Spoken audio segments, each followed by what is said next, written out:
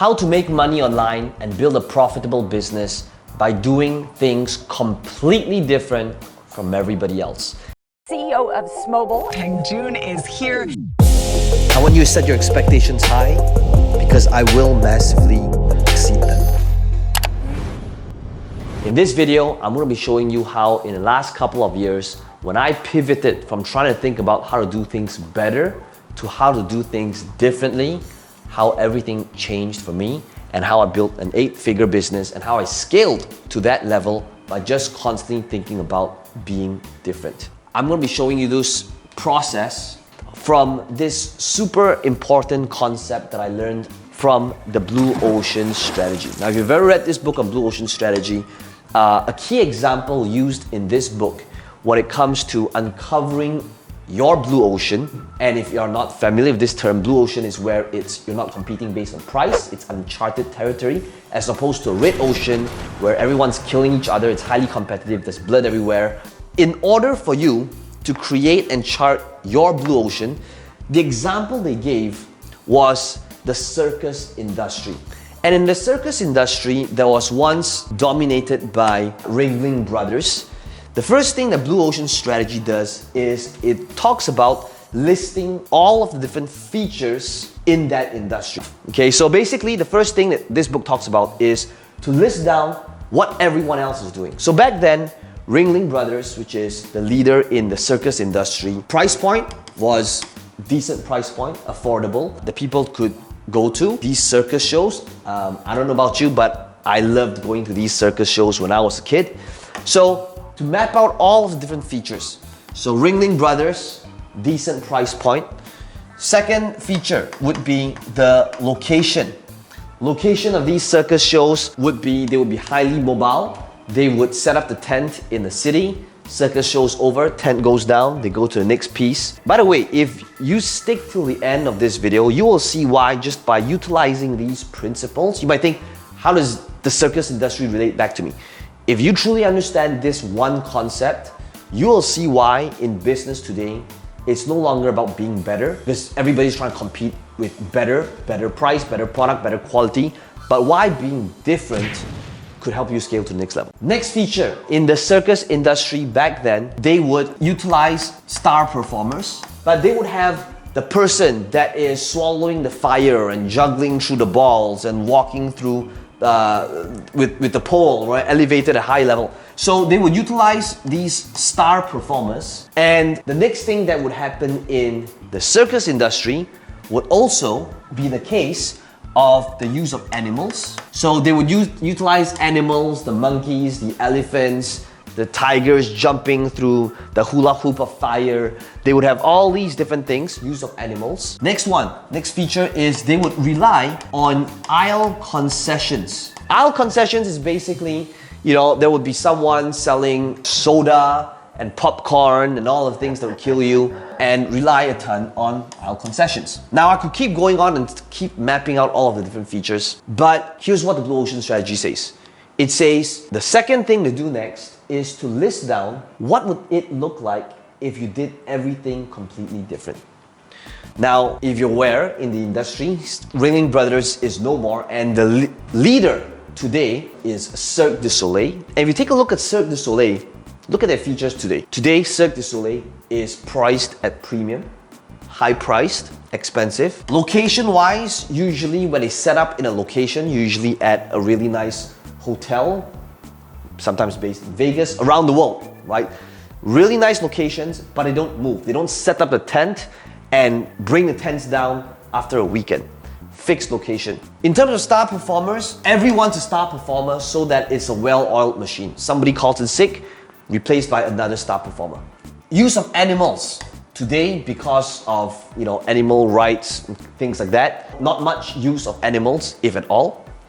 Aisle concessions, they still sell these things, but they rely more on sponsorships in order to generate additional income on top of their ticket sales. Now, this is a simplified version of the example used in the book, but I remember when I looked at this framework for the first time, it changed the way of how I would plan and execute launches, product creation, events, experiences, And I literally did the same thing in all of my businesses, in my seminars and workshops, in my products. Before I even launch something, the first thing I would do is I would map this out and I would ask myself, what are the features everyone else is doing? So for my seminars, the first thing I ask myself is, okay, so I'm going to be teaching people marketing online.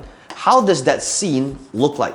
So I'm going to map it out in red. Number one is that in terms of tech, it will be highly technical. So back then, when I first started out, wanting to go into workshops and seminars and teaching people what it is that I did in the World of Warcraft / gaming market, I realized that was very tech heavy. It was very normal for a person, a participant, to bring in their laptops, open up and start building up these HTML pages. WordPress didn't even exist back then. And you would set up your hosting account, your domain name, highly technical. Then, next one would be in terms of price, it would be decently priced, affordable.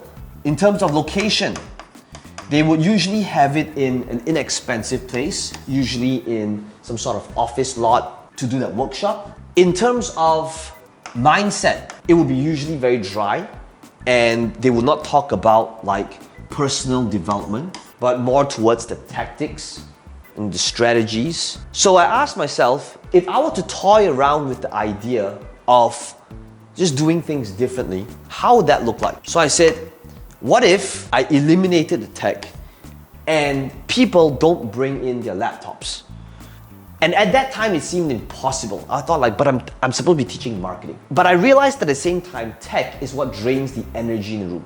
If you had 200 people in a room with their laptops in there, it's hard to get the attention in front, and I know that it doesn't serve them as well. But I said, what if we remove the tech? And what if I didn't want to compete based on price? Because there's always going to be somebody that's going to be willing to do it cheaper, and that there is no strategic advantage in being second cheapest. I want to be priced premium. I want to be the most expensive, but I also want to be known as the best. So what if it was priced premium? Location-wise, what if I only did it in 5-star hotels to give people that experience, to get to know each other, to network, and that we do not save on some sort of cheap venue? What if I incorporated mindset and personal development into my trainings so that it's not just dry and boring, so that I can actually get people to do what they say they're going to do? And then, here's the differentiator. The Blue Ocean strategy also says to add in things that is non-existent in your marketplace. So I said, if that was the case, I'm going to use green right now. How can I add in new features that sets a whole new standard? So I said, okay, what if I added in training before the training even begins? What if I added in pre-training, which is from the time a person signs up, before they even come to the event, they actually go through this set of pre-training first, okay? Non-existent back then. So when I did this 8 years ago, nobody ever did this thing called pre-training. What if I gave them my tools and my templates that I personally use in my business so that they can just model it, copy and paste it? That's gonna save them a ton of heavy lifting. So I added in these different features that was non-existent, which is basically what the Blue Ocean strategy says. Now, if you take a look at businesses that is disrupting industries, take a look at the airlines industry when it was interrupted by low-cost carriers and their business model. They swapped and changed everything. If you take a look at Blockbuster that is being disrupted by Netflix, what did Netflix do? They just did things completely different. So what if scaling your business to the next level, to a whole new level, wasn't about doing things better? Because there's always going to be someone who's trying to do things better, cheaper, but rather doing things different. Because when you are different, that's when you can disrupt. So here's what you need to do if you really want to maximize this video. Don't let this be a video that is one of those many videos that you're binge watching on YouTube, but rather pause right now and map this out. And these are the 3 things you map out. Map out what does the current industry look like. Map out what if. Number 2, what if you did everything the complete polar opposite? And number 3, what if you added these new elements that was completely non-existent, and that would set up the framework of your new business model that would disrupt your industry.